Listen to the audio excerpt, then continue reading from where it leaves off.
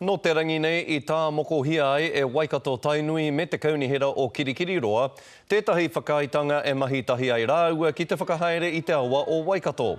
Te kaumāwaru marama I pau ki te whakarite I te whakaaitanga nei, no te marama o Haratua I tērā tau I mana ai te ture mo te awa o Waikato.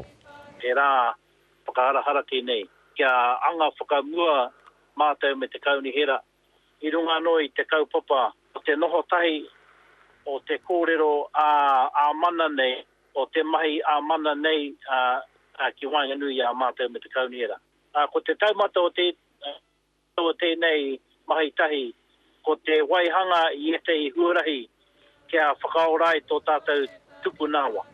Ko te mahi I te I kaupapa kia whakakorea te tuku I ngā paihana, I ngā huatanga e tūkino nei tō mātou tupu nāwa.